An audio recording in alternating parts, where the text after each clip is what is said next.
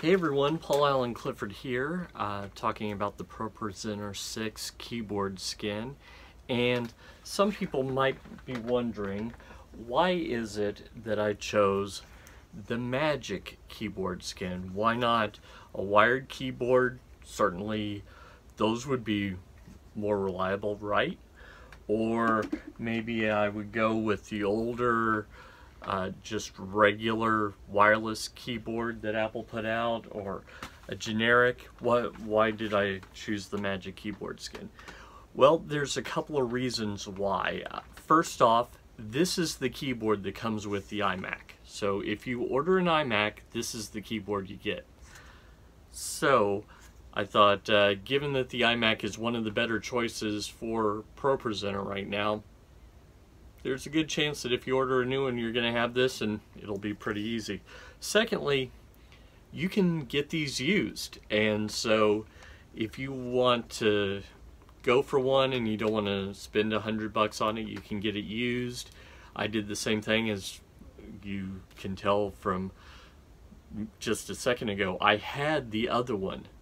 It was working fine for me. But I decided to get the Magic keyboard because this is the one Apple sells right now. So as far as I know, going into the future, this is going to be the most likely keyboard that you're going to get.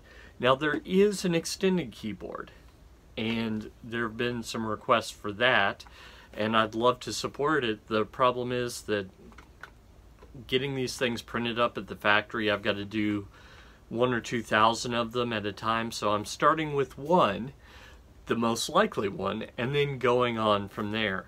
That's also why I haven't designed a Windows one yet, even though I'm not against running ProPresenter on Windows if you already have it. If you're at the point where you're deciding whether to go with Windows or Mac, I would still push it towards Mac, because as of right now, ProPresenter 6 has more features on Mac. So I just wouldn't want you to go with a Windows box if you didn't have to. So that's another reason. So I should tell you my experience with the Magic keyboard. I'm on my keyboard all day, every day. I can't remember the last time I charged this thing. Apple says over a month. I think that I've been using this for like 6 weeks and I'm at like 42%. And I write articles, I write blog posts, I edit, I do all kinds of stuff, and so the likelihood that you would run out of power at the last moment during church seems very unlikely to me. But if you did, you just plug in a lightning jack in there and it works like a wired keyboard.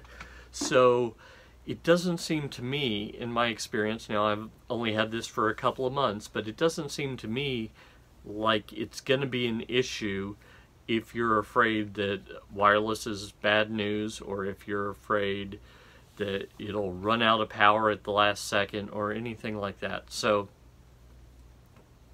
I just don't see it as a problem.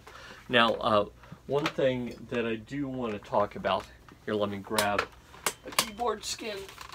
I've been doing all kinds of work with these, and I have a couple that I've been testing. This is the Final Cut Pro one that goes for the older keyboard that I have, and this is just a generic black one, just to get a feel of how it is. You know, see how these are stretchy. You can wad them up and they come back. So this is the kind of thing you'll be getting, not this one, of course, because this is all black, and you're going to get one that's black and white with colorful keyboard shortcuts on it, and the function keys will be somewhat different, and the modifier keys will be colorful. So some people have said, well, do I have to get a brand new keyboard? I've already got one that's like the wired version of this. This is the older wireless keyboard. You can tell by these right here. Could this work? Well, let me show you. If I put this keyboard skin right on it, you'll see it looks like it would work, but you'll notice right here, the top part of the arrow key, if I lift this up, that's not there. So if you can deal with that, that's not a problem. And how I've designed it, the top part is kind of the alternate usage of the left and right arrow keys. It's command left and command right, if I'm remembering correctly. Let me check my monitor here. Yes, it is command left and command right, which take you through the different backgrounds. So not a lot of people even know that that's what that does. So you could absolutely trim that off to make it fit your older keyboard. The big problem is going to be these function keys up here, but you could also trim that off and leave that there. And the only thing that you're going to miss is the 4 clear commands.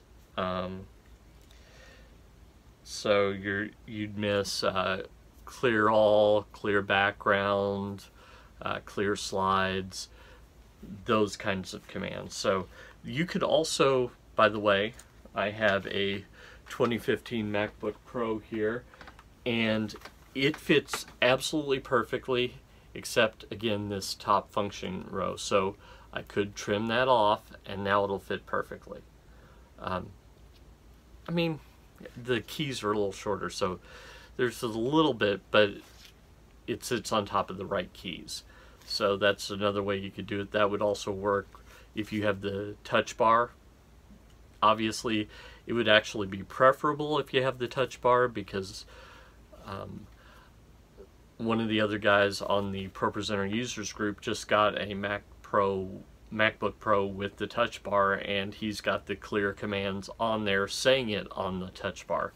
So you wouldn't even need that top row, so you could just slice that bad boy right off. So those are some of the ways that you can get past some of the limitations. Also, for the longer keyboard, the one that has the numeric keypad just to the right of the arrow keys, that's where the differences are. That starts, the spacebar is a little longer, and that shifts command and option over to the side, so you could cut off right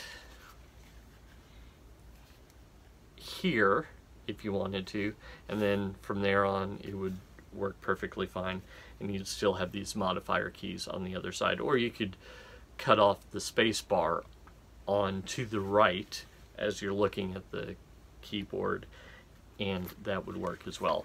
So that's why the Magic Keyboard.